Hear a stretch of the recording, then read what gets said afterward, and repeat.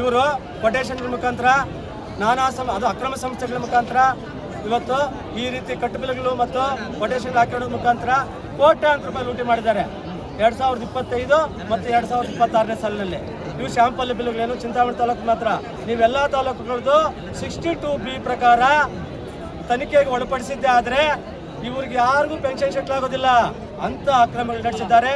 ದಯಮಾಡಿ ಇದು ಬಡ ಮಕ್ಕಳು, ಹಿಂದುಳಿದ ಮಕ್ಕಳು, SC ST ಮಕ್ಕಳು, ಅಲ್ಪಸಂಖ್ಯಾತರ ಮಕ್ಕಳು ವಾಸಿಸ್ತಕ್ಕಂಥ ಹಾಸ್ಟೆಲ್ ಇವು. ಇದ್ರ ಬಗ್ಗೆ ದಯಮಾಡಿ ಭಾಳ ಸೀರಿಯಸ್ ತಗೊಬೇಕು. ಇದು ಶಾಂಪಲ್ ಕೊಡ್ತಾ ಇದ್ದೀನಿ ಹಿಂದುಳಿದವ್ರ ಪರವಾಗಿ. ಮತ್ತೆ ಹಿಂದುಳಿದ ವರ್ಗದಿಂದ ಇನ್ನೊಂದು ಸಮಸ್ಯೆ ಇದೆ ಸರ್. ಯಾರು ಅಧಿಕಾರಿಗಳ ಮಾಡಿದ್ದಾರೆ ಅದನ್ನ ಕೂಡಲೇ ತೆರವುಗೊಳಿಸಬೇಕು. ಇದು ತೆರವುಗೊಳಿಸಿದ್ರೆ ಬಹಳ ನಾವು ಮುಂದಿನ ದಿನಗಳಲ್ಲಿ ಉಗ್ರವಾದ ಹೋರಾಟವನ್ನು ಮಾಡ್ತೀನಿ ಅಂತ ನಾನು ಜಿಲ್ಲಾಧಿಕಾರಿ ಗಮನಕ್ಕೆ ತರ್ತೀನಿ. ಇದು ಸರ್ಕಾರಕ್ಕೆ ಕಳಿಸ್ಕೊಟ್ಟು ನಾನು ಜಿಲ್ಲಾಧಿಕಾರಿಗಳು ಸಹ ಇದ್ರ ಬಗ್ಗೆ ಕೂಲಂಕುಷ ಪರಿಶೀಲಿಸಿ ಇವತ್ತಿನ ಮೂಲಭೂತ ಆಧಾರದ ಮುಖಾಂತರ ತರಕಾರಿ, ರೇಷನ್ನು, ಕೋಳಿ ಮೊಟ್ಟೆ, ಬಾಳೆಹಣ್ಣು ಪ್ರತಿ ದಿವಸ ಹಾಲು ಸರ್ ಕೊಡ್ತಾ ಇಲ್ಲ ಸರ್. ಇವರು ಹಾಲು ನಂದಿನಿ ಹಾಲು ಖರೀದಿ ಮಾಡಿದ್ದೆ. ಆದರೆ ಇವತ್ತು ರೈತರು ಬಾಳು ಬೆಳಕಾಗ್ತದೆ. ಇವತ್ತು ತರಕಾರಿ ರೈತರು ಬೆಳೆದ ತರಕಾರಿ ಇವರು ಹಾಸ್ಟೆಲ್ ಖರೀದಿ ಮಾಡಿದ್ದಾದ್ರೆ ಇವತ್ತು ಗಗನಕ್ಕೆ ಎದ್ದ ತರಕಾರಿ. ಒಂದ್ ಕಡೆ ರೈತರು ಉದ್ಧಾರ ಆಗ್ತಾರೆ, ಇನ್ನೊಂದ್ ಕಡೆ ಬಡ ಮಕ್ಕಳು ಊಟ ಮಾಡ್ತಾರೆ. ಆ ಒಂದು ಒಳ್ಳೆ ಉದ್ದೇಶ ಇಟ್ಕೊಂಡು ಇವತ್ತು ಬಲಗೈ ಜಾತ್ರೆ ಒಕ್ಕೂಟ ಈ ಒಂದು ಪ್ರತಿಭಟನೆಯನ್ನು ಮಾಡ್ತಾ ಇದೆ ಸರ್. ನಾಗಮೋಹನ್ ದಾಸ್ ಅವರು ನೀಡಿರುವಂತಹ ವರದಿಯನ್ನ ತಿರಸ್ಕರಿಸಬೇಕು ಅನ್ನೋದು ಮೊದಲನೇ ಮನವಿಯಲ್ಲಿದೆ. ಅದರ ಜೊತೆಗೆ ಇನ್ನೂ 6 ಮನವಿಗಳಿದೆ. ಅದೇ ರೀತಿ ಜಿಲ್ಲೆಯಾದ್ಯಂತ ಇರುವಂತಹ ಹಾಸ್ಟೆಲ್ಗಳು, ಸಮಾಜ ಕಲ್ಯಾಣ ಇಲಾಖೆ ಆಗಿರ್ಬೋದು, ಅಲ್ಪಸಂಖ್ಯಾತರ ಕಲ್ಯಾಣ ಇಲಾಖೆ ಆಗಿರ್ಬೋದು, ಹಿಂದುಳಿದ ವರ್ಗಗಳ ಕಲ್ಯಾಣ ಇಲಾಖೆ, ಇದರಲ್ಲಿ ಏನು ಅವ್ಯವಹಾರಗಳು ನಡೆದಿದೆ ಅನ್ನೋದು ತಾವು ವಿಸ್ತೃತವಾಗಿ ಹೇಳಿದೆ.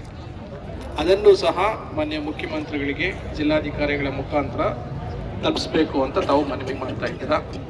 ನಮ್ಮ ಹಂತದಲ್ಲಿ ಯಾವುದು ಆಗುತ್ತೆ ಅದನ್ನು ತನಿಖೆ ಮಾಡಿಕೊಳ್ಳಲಿಕ್ಕೆ ನಾನು ಜಿಲ್ಲಾಧಿಕಾರಿಗಳ ಗಮನಕ್ಕೆ ತರ್ತೇನೆ. ತಾವೆಲ್ಲ ಶಾಂತಿಯುತವಾಗಿ ಸುಮಾರು 1000ಕ್ಕೂ ಹೆಚ್ಚಿನದಾಗಿ ಜನ ಸೇರಿದ್ದೀರಾ. ಅತ್ಯಂತ ಶಾಂತಿಯುತವಾಗಿ ಪ್ರತಿಭಟನೆಯನ್ನು ಮಾಡಿದ್ದೀರಾ. ತಮಗೆಲ್ಲರಿಗೂ ಜಿಲ್ಲಾಡಳಿತದ ಪರವಾಗಿ ಕೃತಜ್ಞತೆ ಹೇಳ್ತಾ ಇದ್ದೀನಿ. ಅದೇ ರೀತಿ ತಮ್ಮ ಮನವಿಗಳನ್ನು ಈ ಕೂಡಲೇ ಸರ್ಕಾರದ ಗಮನಕ್ಕೆ ತಂದು ಆದಷ್ಟು ಬೇಗ ಇವೆಲ್ಲ ಸಾಲ್ವ್ ಆಗೋ ಥರ ಇವತ್ತು ಪ್ರತಿಭಟನೆ ಉದ್ದೇಶ ಇವತ್ತು ಪ್ರತಿಭಟನೆ ಬಂದು ನಮ್ಮ ಕರ್ನಾಟಕ ಬಲಗೈ ಜಾತಿಗಳ ಒಕ್ಕೂಟ ಏನಿದೆ ಅದರಲ್ಲಿ ಡಾಕ್ಟರ್ ನಾಗಮೋಹನ್ ದಾಸ್ ಅವರು ಕೊಟ್ಟಿರ್ತಕ್ಕಂಥ ವರದಿ ದೋಷಪೂರಿತವಾಗಿದೆ, ಅದರ ಅಂಕಿಅಂಶಗಳು ಕೂಡ ದೋಷಪೂರಿತವಾಗಿದ್ದಾವೆ, ಅವನ್ನ ಸರಿಪಡಿಸಿಕೊಡ್ಬೇಕು ಅಂತೇಳಿ ಇವತ್ತು ಹೋರಾಟವನ್ನು ಮಾಡ್ತಾ ಇದ್ದೀವಿ. ಈಗ ಬಲಗೈ ಜಾತಿಗಳು ಕೂಡ ಈ ವರದಿಯನ್ನು ಒಪ್ಕೊಂಡು ಕರೆಕ್ಟ್ ಆಗಿದೆ ಮಾಡಲಿ ಅಂತ ಹೇಳ್ಬಿಟ್ಟು ಪ್ರೆಸ್ ಮೀಟ್ಗಳು ಮತ್ತೆ ಅದ್ರ ಪರವಾಗಿದ್ರು. ಈಗ ಯಾಕೆ ವಿರೋಧ ಮಾಡ್ತಿದ್ರಿ ಅಂತ? ಇಲ್ಲ ಯಾರೂ ಕೂಡ ಅದ್ರ ಪರವಾಗಿಲ್ಲ. ಯಾವ ನಮ್ಮ ಬಲಗೈ ಜಾತಿಗಳ ಒಕ್ಕೂಟ ಇದುವರೆಗೂ ಏನು ಪ್ರತಿಭಟನೆ ಮಾಡ್ತಾ ಬಂದಿದೆ, ಯಾವುದೂ ಸರಿಯಾಗಿಲ್ಲ ಅಂತ ಇದುವರೆಗೂ ಯಾರೂ ಮಾಡಿಲ್ಲ. ಆದರೆ ಅದು ದೋಷಪೂರಿತವಾಗಿದೆ ಅಂತಲೇ ಎಲ್ಲ ಜಿಲ್ಲೆ, ತಾಲೂಕು, ರಾಜ್ಯ ಮಟ್ಟಗಳಲ್ಲಿ ಗಲಾಟೆಗಳು ನಡೀತಾ ಇದ್ದಾವೆ.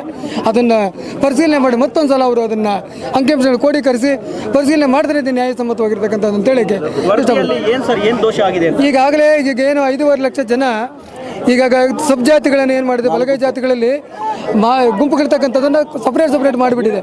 ABC ಅಂತೇಳಿ ಹೊರಗಡೆ ಮಾಡಿದೆ. ಸುಮಾರು 5.5 ಲಕ್ಷ ಜನ ಇವತ್ತು ವಂಚಿತವಾಗಿದ್ದಾರೆ. ಹಾಗಾಗಿ ನಮಗೆ ಬರ್ತಕ್ಕಂಥ ಮೀಸಲಾತಿ ಇವತ್ತು ನಮ್ಮ ಸಂವಿಧಾನಬದ್ಧವಾಗಿ ಅದು ಕಡಿಮೆ ಆಗಿದೆ. ಹಾಗಾಗಿ ಅದು ಸರಿಪಡಿಸಬೇಕು.